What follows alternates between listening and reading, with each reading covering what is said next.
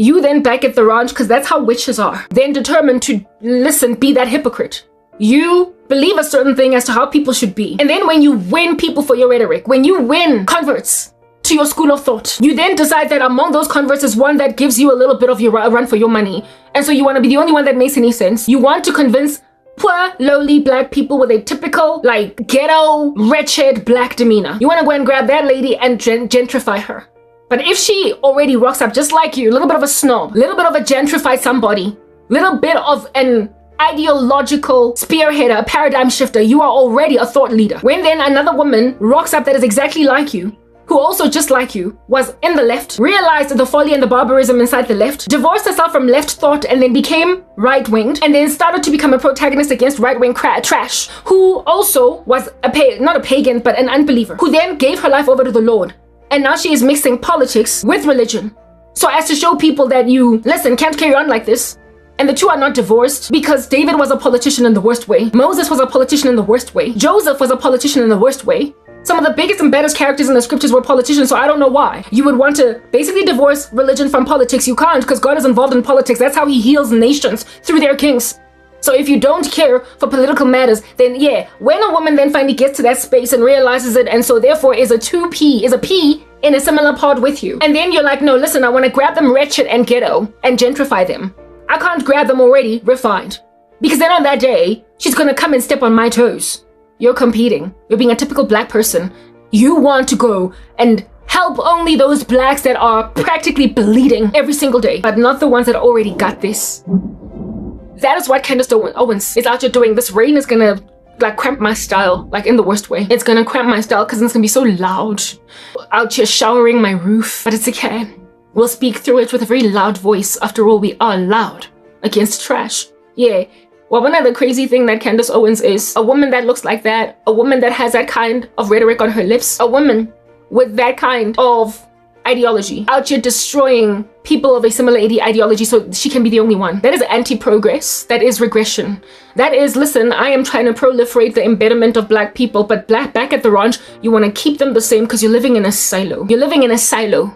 You want to be the only one. I like to use this example when I was watching Netflix. When I was watching Netflix some time ago, I was watching The Flash, Barry Allen, that DC show. And in The Flash, you see now it's like raining. I feel like I should move. But let me speak about this and then only we'll move. I did say after all 10 to 15 minutes, right?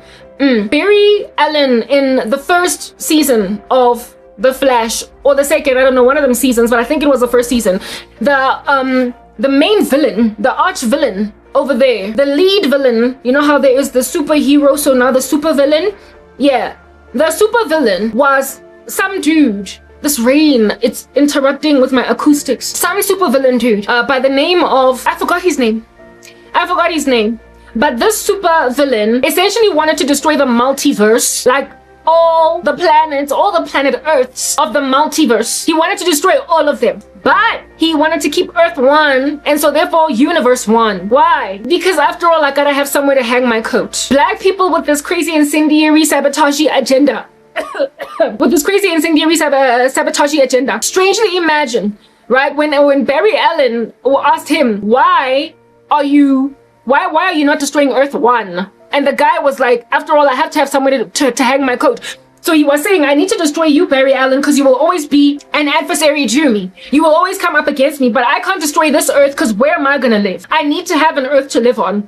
But then you go and you destroy all other multiverses. You are counterproductive, right? Yeah, that supervillain in The Flash, God uses him time and time again to help me understand what in the world is going on in the black community. We've got all these crazy people that want prosperity, they want success. And they want their own little unique villages, just their villages, their own little corner of the world, their own houses, their own cars, their own children. Only they are ensconced from black defeatism or from the elements of the earth that can afflict everybody. Only these guys. Yeah. But like then to hell with everybody else. To hell with everybody else. To the abyss. And the flaming one at that. With everybody else that needs ensconcement and shelter from the rain. To hell with all other black people. I'm going to be the only one successful. It is a black mindset. You're like that super villain. If anything, my phone right now, I want to find his name. Super villain that wanted to destroy the multiverse in The Flash. I want to find his name. Super villain that wanted to destroy, supervillain that wanted to destroy the multiverse in the Flash. I want his name. I used to remember it, but it's a long time ago. In the Flash, Zoom. His name was Zoom. His name was Zoom. He wanted to destroy the multiverse, but keep only Earth one, killing Barry Allen. Because after all, he needs to have somewhere to hang his coat. Black people that destroy other black people are like Zoom. They think they can maintain only their little village while destroying the entire country. They think that they can uproot all blacks until they're the only ones that are out just standing on a podium like Martin Luther King saying, I have a dream. That's what's going on. And behind every crazy Zoom-esque man is a Zoom-esque woman. They get helped by women. Even if these women are married to white men, even if these women escaped the grain, even if these women escaped the typicality, even though they escaped the commonality, even though they escaped the stereotype, they want all of us to make like Sierra and go out here being a beautiful young woman with great promise, give some idiot with 50,000 children a 50,001st child and think that you're going to be the cut above the rest, a different one, because you're the celebrity, you're the one that's got the music videos with the beautiful buttock. And so of course Future is not going to wreak your havoc in your life, Sierra. Of course he's going to love you because you're Sierra. Otherwise, he's busy out here lambasting the bodies of other dancers, putting babies in their stomachs. The guy's not using protection. I wonder if he's not worried about HIV. He keeps on just hopping into women's bodies, making babies, littering them across the streets of America. And then Sierra rocks up and thinks that finally Future's gonna make out of me an honest woman. And guess what? Yeah, he did. He tried. He proposed marriage to her. But when she was heavily pregnant, he did what? He did a typical thing. He cheated. He betrayed her. He wreaked havoc. And now Sierra is out here co-parenting with a blended family, having married another man. You want black women to have glitches and twitches and commas and asterisks and underscores and dashes in their sentences. They cannot be linear. They can't just flow. Life cannot just be first the number one, followed by the number two, followed by the number three, and then number four. Black women are not allowed to be excellent students in school, get to university, graduate, get your first job in an internship, and then after that meet the love of your life, then after that get married, then after that start to have 10,000 babies. We can't have that dream. We can't. We cannot have that dream because there must always be an interruption in a black person's life. So you could be a star student in school, but then you're gonna have some friend or cousin of yours sabotage your career. When I was at this university, one of my cousins decided that I'm not gonna get a degree. Okay. Yeah, you will then have somebody interrupt that, but then when you strive anyway to it, you then get your first job in corporate, and then somebody will trip you up by trying to like mess with your career. They'll sabotage you, they'll wreak havoc, they'll bewitch you, you'll then lose jobs, you'll get interviews and fail them, you will hop from company to company, and then one day you will also arrive at a juncture where some idiot is telling you, I will give you this promotion to become a senior manager if you sleep with me. Yeah, that's the black woman's career over there. And then if she says no, I guess you get maintained in a lowly position. And then she will date a guy for 20,000 years that's never gonna propose marriage to her, even though she is perfect as a girlfriend, and then insist on putting a baby in her stomach. That happened to one of my friends. Even though she made it clear that I don't want to have a child before wedlock. That's where fornication becomes problematic. Guys be out here demanding babies even though they have not made an honest woman out of you. Yeah. You then give this idiot a baby, and just like with Sierra, even though he proposed marriage to you, even though he said he was going to make out of you an honest woman, he then betrays the living daylights out of you when you're 7 heavy months pregnant. And so you break up. You become a baby mama, but then stop being a girlfriend. And then you marry some other dude with a blended family. We can never be like Candace Owens, all of us, right? We can never go to school, graduate, meet a love, and then marry him, then only start having a cornucopia of babies. We can't have that dream. It has to be only 1 or 2 or 10 of us. And so if it's only 10 of us, we get to be maintained, preened, postured like peacocks on a mountaintop as the only ones that broke out of the black grain. And then you claim to be an advocate for black progress? What the heck? If at all, you can't grab 10 women and make sure that from the time they come out of their mother's wombs, they don't have to be popping babies, getting a bunch of STDs, sleeping around with a whole bunch of guys, getting slapped in nightclubs by a whole bunch of crazy dudes before they finally marry the guy that put the 3rd baby in their stomach before he could take out lobola. We all gotta be like that, right? And when women wake up to see that, no, I don't want to be that thing. I'm not gonna give some idiot a baby out of wedlock. Why doesn't he want to marry me but he wants my baby? He wants to put a baby in my stomach. Why? When we realize that I want to be a Barbie girl in a Barbie world, wrapped in plastic, it's fantastic. When women make a decision that they want to be Barbie girls and be very typical with a picket fence and 3.5 kids inside a marriage. In the black community, you're like, you're naive. Why am I naive? Because that is God's order for family. That's how he planned it. And if at all the Lord planned it that way, then it means that it must necessarily be his idea to give it to whomever will ask it from him. And that we must reject any cultural nuance that we must reject every cultural nuance that antagonizes that. Anything in culture that says that just do things inside out, like upside down, walk backwards. Anything that says that we need to walk backwards. When we try to antagonize it, we are naive. No, God said strive for that perfection. First and foremost, like he not only said strive for it, he pretty much prescribed it. He said there is no other life, there is no other way. If you live any other way, you're called a fornicator. You're an affront to my kingdom, you're an idolater. You don't make no sense.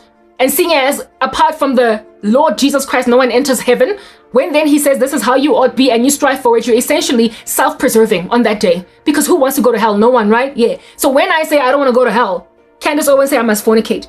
People like her say I must fornicate. Black men says I want a baby. What the heck? Who are you? To come and rock up in the life of some woman's daughter and demand a baby from a womb that you have not taken out damage or lobola for. In the black community, there is this payment for women who pop babies for men out of wedlock called damages. I don't know if they do that in America, but that's a thing, Candace Owens, in South Africa, where a dude be out there paying for a woman's damages. Damages, just like what happened with Shechem, who raped Dinah. When then he wanted to marry her, that was damage control, because he had not sought that woman's hand in marriage from the dad, and then only if she agreed and everybody in the family agreed, put her in the house and then lay with her. He goes and damages her body, and then after the act pays lobo. Just like what in the world it is that Shechem did to Dinah. Black men be out here littered in these streets doing stuff like that, putting babies in girlfriends' stomachs and then paying damages to their family members.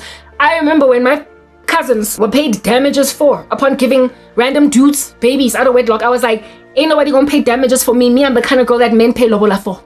That's it. I get married. I don't get paid damages for, because I ain't damaged. Nothing of me is broken. I'm not cracked like a whip.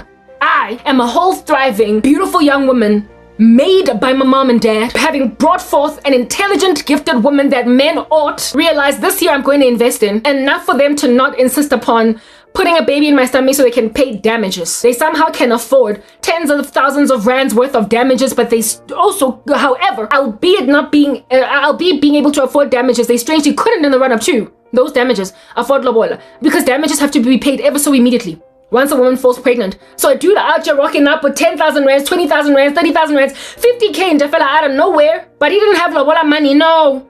It's not like they can't raise the money. It's not like they can't find it somewhere hidden in a corner under a rock or whatever. It's that they don't want to marry women and so make out of them honest ladies that are respected, regarded, honest women that are basically pedestaled as the fairer sex that must be loved by men. They don't want to do that. They don't want to do that. And so for those reasons, they out here be paying damages that are almost the same amount of money as it would take for your uncle to agree to take lobola. Monies that are similar in size, in price to lobola. Men are paying in damages because all they want to do is just keep putting babies in women's stomach. I saw it. Do you understand? In my friends, I saw them getting paid damages for. I saw beautiful, vibrant women with great promising futures out to get ruined by pregnancy because their baby daddies were that lackluster. And I was like, that's not my life. I made a decision already very early in my 20s that that's not me, that I'm having a child in a marriage, children with my husband, where there is no risk of damages and of children belonging to different baby daddies, etc. I saw that I didn't want that. And then when I came to Christ, I asked that, God, that's an issue in my community. Fix it. I don't want it in my life. And then we get black people, women littered across corporate South Africa, friendship circle, family members, etc. On some. No, I had like 2 kids with my boyfriend prior to wedlock. Who do you think you are, Karabo? Listen, I'm Karabo. That's who I am. I'm a daughter of God, and the thing I desire is the wholesome, noble thing to desire. I am a child of God, and the thing I want is what God wants for us all. If I want to honor God, then you ought respect my decision, and you ought emulate it. You ought regard it, revere it, make it a prototype, put it up as a mantle, a monument, an example. Because if at all I'm following Jesus Christ, you ought follow me. You ought follow my example. Because there is no other standard. There is no other name given among men by which men must be saved other than the name of Jesus Christ. And so if Christ says this is the order of how life ought to be done, and I aspire to it, you don't get to make it about my race and how it is that black women, you typically must just keep on popping 20 babies for some dumb dude before another guy 5 babies down the line will then make out of you an honest woman when you're in your mid-30s or in your 40s. Now I'm 41. And precisely because I'm 41 years old, the demands on my person to do this typical black thing are just hot-bothered, littered about my person like picked up. And this is what I gotta say. I don't care if I'm 45 or 50. I am not doing that which I always frowned upon when I was a child. So if I must menopause first, then I guess Candace Owens, that's on you. If I must menopause first, then I guess all these spoiled brats that did not have a single iota of PTSD in their bones, but nonetheless came at women who had to strive to get things while they had silver spoons in their mouths, then I guess you have got to deal with all of that. You have to have on your conscience lending a woman over to freaking menopause because she refused to be a typical Sierra after giving a dude with 20 children already in the streets another child, hoping that he's gonna marry me. It's bad enough that you're trying to make that out of a born-again child of the living God, but that you're doing it at all is just bizarre. Let's move back there. Okay, what's up? The rain definitely helps to cool down the atmosphere. The rain helps to cool down the atmosphere, but it doesn't help because it's loud. So we're dealing with a dichotomy. I'm gonna have to increase my voice a little bit because rain tends to drown me out. I wish it would just stop because I want to be able to concentrate and focus my energies. I thought I would show you what in the world I was doing with my bag already when I was in the house, but I guess I can meander. Last point of contention or conversation, because it's really a very contentious conversation that I highlighted when I was in the house, was I was lamenting about the defeatism in the black community. How it is that I just keep getting dreams of pregnancy. Like, people are trying to put a baby in my stomach. And I'm just like, listen, I want to be a mom. I never ever became one of those crazy feminists that basically believed that children were a hindrance or are a hindrance and that women ruin their lives when they have them. I'm not a feminist. I wanted a litany, a cornucopia of children. I wasn't able to get them because of persecution. The very thing that I was lamenting about even in my last video, that, listen, as at this month, there are 7,000 cases of genocide, of martyrdom, genocide essentially in Nigeria of Christians. There is a lot of abuse of saints in certain parts of the world. It's what I'm getting at. And people are not getting to those Christians fast enough, and those Christians can't have normal lives. They cannot live out their Christian lives in a glorified fashion where it is that they can show the beauty of godliness and what it achieves eventually in life. Because there's always a machete on their neck, because there is always a gun to their heads, and because there is always a hindrance to their prosperity. Women there are taken by force and raped, and that's how they bring forth children to their rapists. Rapists of which, of course, are not there to take care of those children. Those women gotta be single parents having been raped, but they're godly. And so because they're godly, they don't have abortions, but they bring forth seed from their afflictors. Therefore, they can't have the picket fence. They can't have the Barbie girl in a Barbie world wrapped in plastic, life. They can't have that wrapped in plastic Barbie girl life because they were raped by their castigators. Some of them are taken forcefully in arranged marriages, wed off to Islamist jihadis as Christian women. And so for those reasons, they cannot show a godly marriage. For those reasons, they cannot sport a wedding ring, all happy with a glorious gown on their wedding days to the body of Christ to encourage them to wait on God for husbands, because they were just taken off the street and put in some old man's house and made to pop 20 babies that will inevitably be raised up in Sharia law, in Islamic religion, even though this woman is in and of herself a Christian, where it is that she is forced to recant her faith or die. So living side by side to a man that she, in the climate of, is wearing a hijab and is claiming to be a Muslim, but still communes with Jesus for the sake of her children and for the sake of her continued life. When this man dies, this woman then gives her life entirely over to the service and worship of God, because now she's free. But before then, she was held hostage under Islamic rule tyranny. That's what's happening in Africa to women. They cannot rock up on Instagram and on Facebook and say, look at what Jesus did for me. Look at my husband. Look at what I've been given. Look at my wedding ring. Look at my engagement ring. They're aged, turned 41 as spinsters, albeit having been perfectly eligible bachelorettes, albeit having been perfectly marriable young women, albeit having given their lives to Christ at 21, 22, 18. So they could have gotten married very young. And yet, they've been held hostage by sorcery, by all different kinds of nasty tyranny and oppression to make sure that they can't do anything or go anywhere. Next thing you get, a perfectly marriable 26-year-old woman turning 41 still with no husband and no children. And the only reason why she doesn't have a husband, neither children, is because she refused to marry a man that is not in Christ. And she refused to have a baby out of wedlock, while encircled by a community of lunatics that kept on saying, a child is raised by a village will help you raise a child. If you are broody, if you've got a maternal instinct yawning in you, if you have a desire to be a baby mama, listen, get a boyfriend and have a baby. We all did it.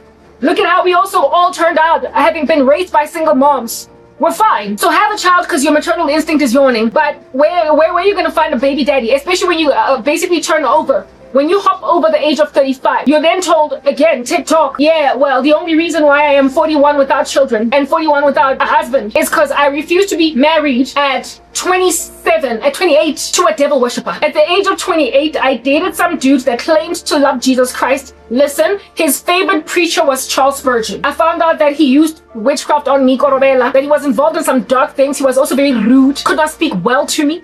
Every so often teased me, dissed me, mocked me. So I dumped him within 2 months because, listen, I was self-respecting. I've always been that way. Yeah, but that guy and I were busy talking marriage during the season when I was yet to see his yawning flaws. So I would have been a bride by 29 and given birth to the churn of some heinous monster that would have likely even teased me in my pregnancy. It's not that no one wanted to marry me. It's that I didn't want to marry anyone that wanted to marry me. Is that they were all ungodly. Is that they were all into witchcraft. Is that they were all using korobela. Is that they all were insincere. Is that they all could not rightly divide God's word. Is that they all used the name of God as a means to tyrannize, terrorize, afflict, megalomaniacally control women. Is that they could not be corrected. Just like, again, I'm getting into this, Joshua Mhlake. Listen, so you can understand what I was facing from the age of 26 when I gave my life to the Lord Jesus Christ, all the way up until now that I'm 41. So you can understand what kind of men wanted to marry me. We're gonna talk, because we touched on him briefly, about Joshua Mhlake. I could never, being as self-respecting and as hot-headed as I am, as strong and level-headed and hot-headed as I am, with these kinds of opinions and this ability to self-examine, and also with this ability to self-observe and gaze upon a circumstance as to whether or not it makes sense. And so leave, in spite of what my feelings might be. I've always been emotionally mature enough to leave a situation that I might be tied to emotionally, but it just did not make any other sense in any other fashion. Psychologically, mentally, what is this? Not competitively, but compatibility. Like just in terms of all other life issues. If it didn't make no sense, I was able to basically tell myself that time heals all wounds. I've always had that maturity. I've always had a maturity, even as a teenage girl before coming to the Lord Jesus Christ, to walk out of a situation that was just freaking bizarre. It didn't make any sense, but I was still very hotly invested emotionally in it. I walked away from my first love and the guy that broke my virginity at the age of 17 because of the fact that he was just rude. One time I told him I loved him and he responded by saying, "Don't say it so much, you might wear it out." He kept saying stuff like that. Because he broke my virginity, he imagined that he could just speak anyhow to me. One day my mom moved out of home. Well, we moved out of home. I was a teenage girl living with my mom and I didn't tell him. One day my mother moves out. One day we move out of where we used to stay and where my boyfriend used to visit me, and I didn't tell him because he was rude to me on the phone one time. And I was like, how much of this am I gonna take? Listen, I'm only 17. I'm only going on 18. Sexually active with a guy that I gave my body to. Virgin. I was in love with him like no man's business, and I had given my body to him, having never slept with a guy before. And I was like, let's sleeping dogs lie. It is what it is. Ain't nobody gonna ever break my virginity again. I'm never gonna have a first love, neither a first time guy in my life again. But who in the world takes this level of just dastardly down talking in their stride? The guy was shocked out of his mind because he imagined I could go nowhere. He imagined I was going nowhere because I was that in love with him. Enough for him to tell me, don't say it so much, you might wear it out. I've always had an emotional maturity to leave an emotionally attached situation where I was very much in there with my heart. I then told myself that time heals all wounds, striving through it, gnashing my teeth as I feel my way in the sorrow of not being with someone I'm very much in love with because you're rude. I've always been that way since I was just a child. How much more now that I'm born again and inspired by the precepts of Jesus Christ? Am I then gonna leave a dude that is obviously unbiblical, ungodly when I've got feelings for him? A man that out here is manifesting verbal abuser now in mild order, but in the future it's going to be in tall order. How much more? So when this little rudeling rudely spoke to me one more time, after just 2 months of dating him, after exchanging I love yous, and after talking about marriage, I walked out and just like my ex-boyfriend who broke my virginity, he was shocked out of his mind. He was shocked. So why am I single at 41? Because I know how to walk, I know how to step, I used the Sam Smith song, one of my other videos long ago when I was breaking into the yoga New Year's Eve this year. You must think that I'm foolish. You must think that I'm a fool. You must think that I'm new to this. But I've been down this road before. I'm never gonna let you close to me, even when you mean the most to me, cause every time I open up it hurts. I'm never gonna let you get my point. And the moral of the story was, I'm way too good at goodbye. I'm way too good at goodbye. I'm way too good at goodbye. Oh no. I sang that song to break into the new year, letting people know that I don't care that you're turning me 41, seeing as I was entering into my 41st year of age. But I know how to say goodbye. I know how to leave. I know how to stay. I know how to move on from a situation that don't make no sense, because I know how to forecast. I know how to draft a model, if you will. A financial model, if you will, as to whether or not something is going to bear fruit for me in the future with a positive net present value. And if at all my financial model is not giving, if it comes back with a negative net present value, even though I have invested money in it to date, even though I've done 45% worth of this project, if at all the forecast that I now do upon reassessing the project, taking stock again in the center of the project, if at all I come to learn that while at the beginning of the project it was giving positive net present value, there are some factors in the equation that I did not enter in that are going to influence the outcomes eventually. And once I input these new factors, if at all then now, because of them, the net present value is negative, even if I have spent 2 million rands in this, even if I've spent a cool billion, I'll let it go. In financial modeling, it's called when you keep on in a crazy situation, even though it is no longer bearing any financial fruit. It's called throwing money into sunken costs. Essentially, you're only taking this to the end because you've already put in so much time. That's why a lot of women in the Black community end up marrying gender-based violence monsters, because they've given them 2 children. Or men that even though they don't beat them up, they're nonetheless emotionally, psychologically, and all the other kinds of abusive. They don't care about their health. They sleep with other women out there and bring chlamydia home. They don't care about this. You have got so many frustrations with a boyfriend, and you insist on walking down the aisle because Black women are always singing that Yemi Alade song. See me see trouble, when are you gonna marry me, oh? See, we've been dating for many years now, you want to leave me for lobola. See me see trouble, you go marry me, oh? Today, because Black women are always sprinting down the aisle instead of gently walking. They marry boyfriends that they have complained about, cried about, lamented about, but hey, guess what? I've got 2.5 kids with him, and so since he proposed, since he took out lobola, even though for the first 2 children he paid damages, I'm gonna marry him. And then they find themselves being these miserable wives. Miserable wives. I've seen enough of it in my elders, in my own peers, and in, strangely, the Gen Zs that are coming up. They keep making the same mistakes. And I'm like, as in, I've gone into this, I've seen it for myself. I'm smart enough to do a financial calculation. And if at all I pull out negative returns, honey, I'm not doing it, because I'm not going to be hell hath no fury like a woman scorned. I'm not going to do it. And now look at the very same dudes that I walked away from because what am I going to do with you? Look at how now today they're trying to make out of me a mistress, a side piece, a concubine. Look at how they're now today trying to make out of me a mistress, a side piece, a concubine, something that is a jump off. Yeah, frustrating the women that said at least Temba took out lobola. They're frustrating the women that I spent all my huffing and puffing seasons trying to counsel against. Women I tried to counsel against entering into marriages with men like these. Now today their husbands are staking out my ministry, and they're hoping to embarrass the living daylights out of me like that woman at that Coldplay concert on a kiss cam. Seductress, adulteress, Delilah out here, leading astray an innocent man that has a wife that he loves at home, but he just could not overwhelm himself. He could not, overcome the overwhelming seduction of this seductress. They always make the monster in the equation the woman. They always make the seductress or the adulteress the woman with whom a man has been caught in an affair. She's always the enemy, the monster. But I'm here to highlight to you, to show you that, listen, here it is that I'm a consecrated, blood-bought, born-again daughter of the living God, waiting on God for a husband. And your husbands have locked me in a cage like an animal, and have said, unless you concede, I won't give you your freedom. They have utilized their resources to bribe the whole planet using women, and have said, unless you become my mistress, my concubine, I'm not going to barge. They are trying to make out of me that Proverbs 7 woman when I am a Proverbs 31 woman. My feet don't go down to death. I am not trying to invite a man to my bed so we can take our fill of love all night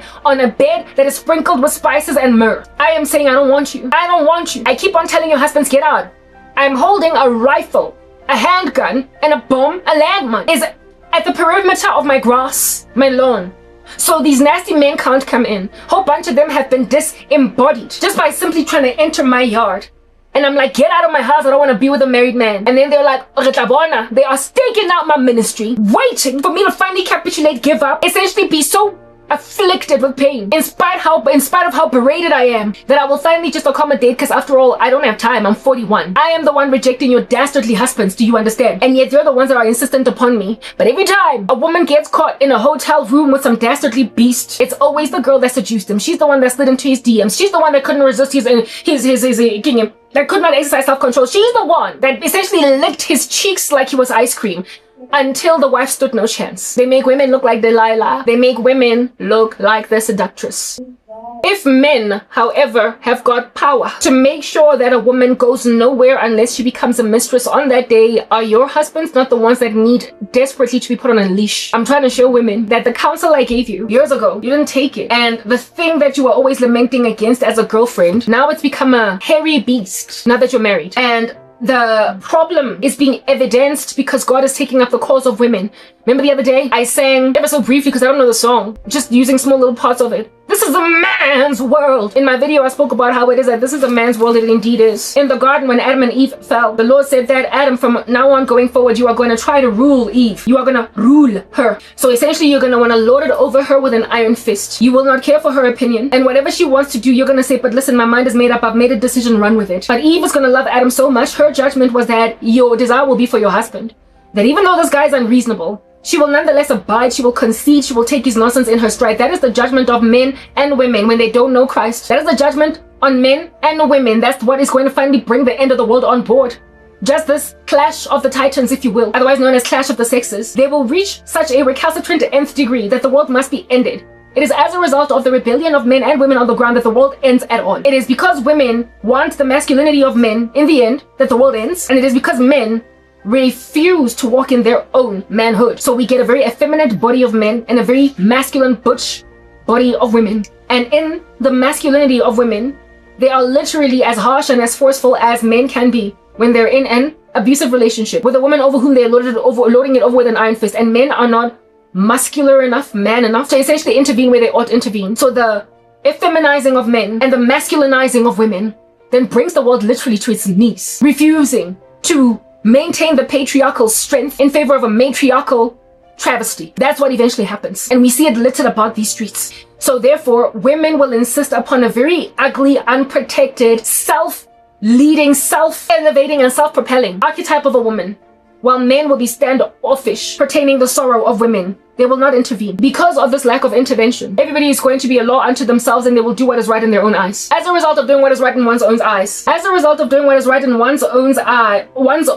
eyes, there therefore then becomes on that day what we call anarchy across the board. And anarchy is what ends the world. According to God's word, the last days are going to be like the days of Noah, where the thoughts and intentions of men were evil continually, and there was violence all across the earth.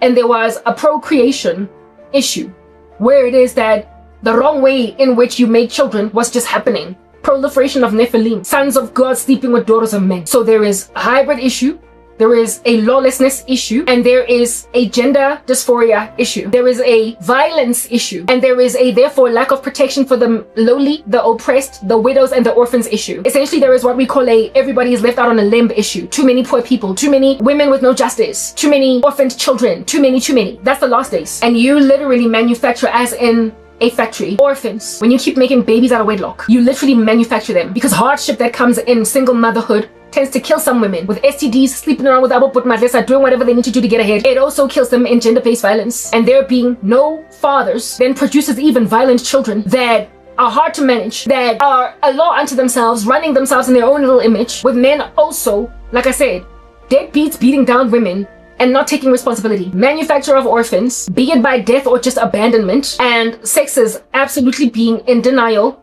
being in entire rebellion to what they ought to be and how they ought to operate in these streets. When you make an observation of that and then you try to forewarn people that, listen, this is the inevitability, this is the eventuality of your future if you don't give your life to Christ, because the devil is going to pursue you with a grain. He's going to pursue you with a typicality. And women are like, wankime, like a religion.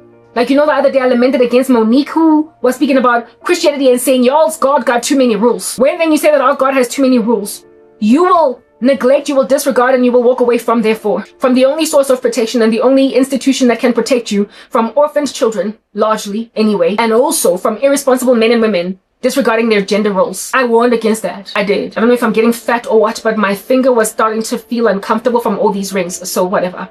haven't been working out, so I might just be getting fat. You tell me, how's my cheek game doing? Am I fat?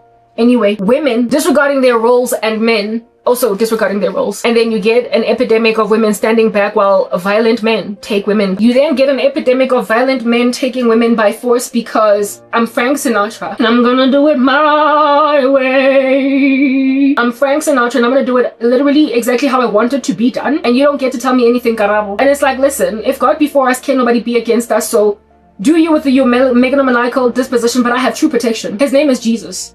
And I tried to warn women, his name is Christ. And now, 10 years down the line, now that everybody's a middle-aged woman, I'm 41 now. Now they realize the folly of having married a Sizwe Tamba Jabu that I warned against. And now they see the folly of that. And now they're standing back saying we all did it. And they don't even realize that what they're doing is pushing me to one of their husbands so as to ruin me as a woman. So one woman got to get heartbroken, two women, in order that other women can feel comforted in their ability to be able to relate with each other's fallenness. When then I reject all these things, listen, both men and women in concert are like, die then.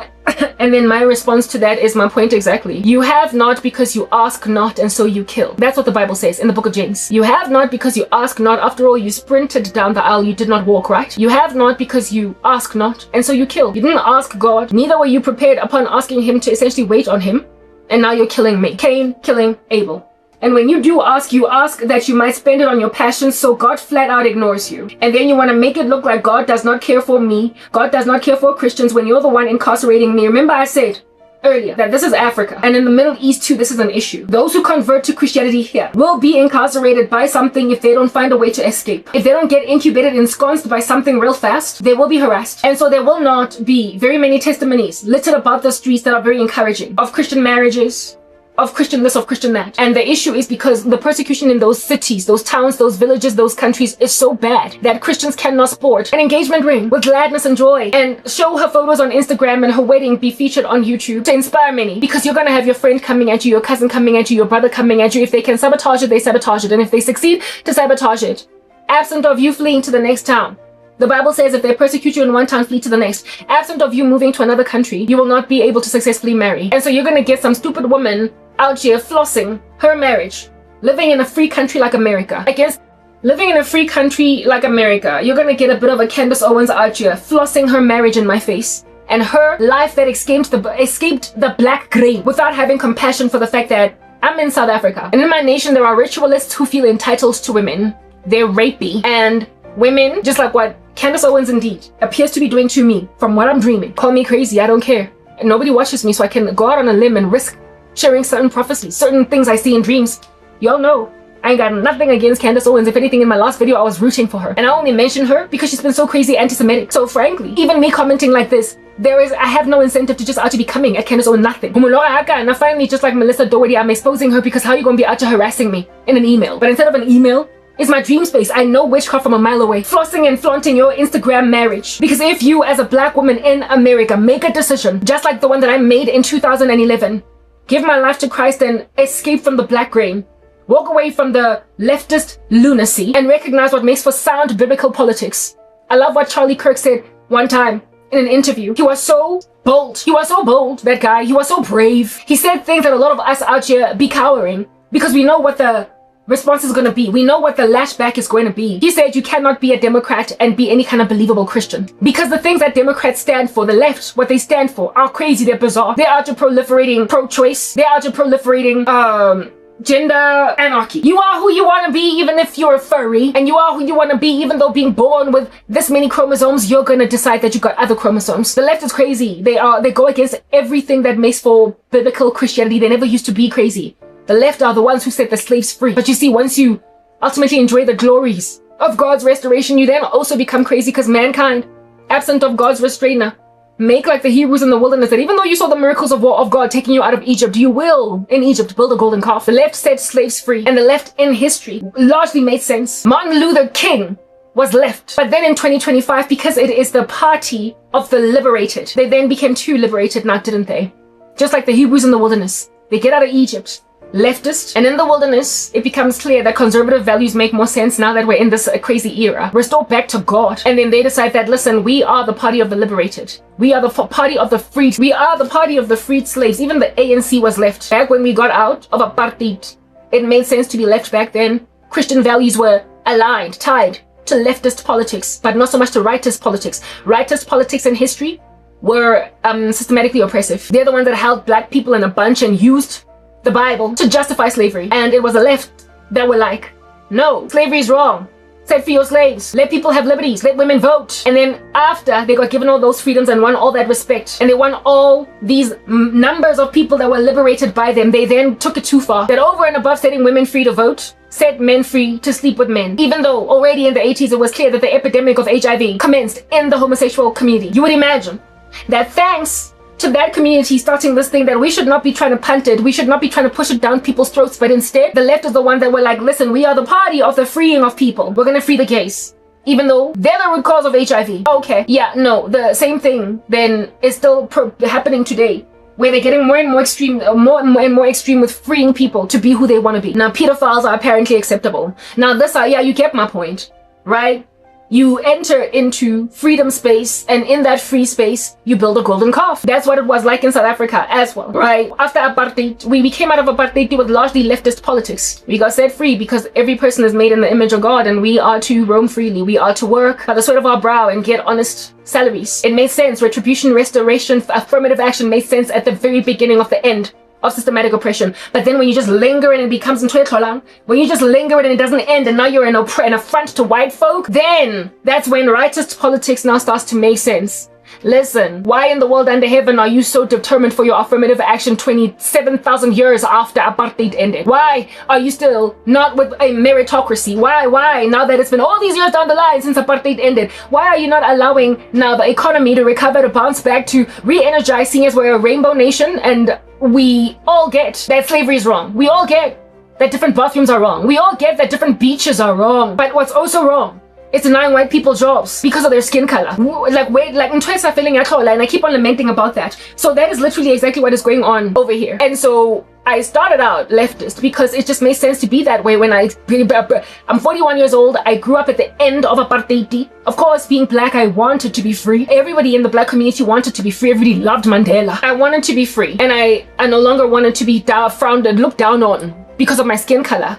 I was just a child, but I knew that the politics of the time made sense for me to belong to a certain side. It made sense to be an ANC fan or advocate or follower in 1989, but then it stopped being fashionable in the year 2014, 13, 12, 11, 10, 9, 8. It started being problematic to hold on to ANC, because that's what happens when you free people from slavery. They become greedy and entitled, and they forget the God who split the Red Sea. And that's exactly what's happened. So, of course, just like Candace Owens, I moved away from the left and over to the right, because the right was now complaining that, okay, listen, it's been, 50 years since stuff ended. It's been 70 years. It's been this, it's been that. It's been 30 years. And you're still hurting us. And black people, I saw an unreasonableness in them. I was like, whoa, dudes. And on top of that, you're entitled. Now you feel as if the white people must grovel at your feet. They must kiss your toes. They must eat them like Kit Kat. What are you doing? You're rude. These are people that live in our country. They're citizens. And it's gotten so bad that now in my country, we've got literally white refugees that have left here to live in America. Bizarre. We had black refugees in the days of apartheid living in other parts of Africa and in America.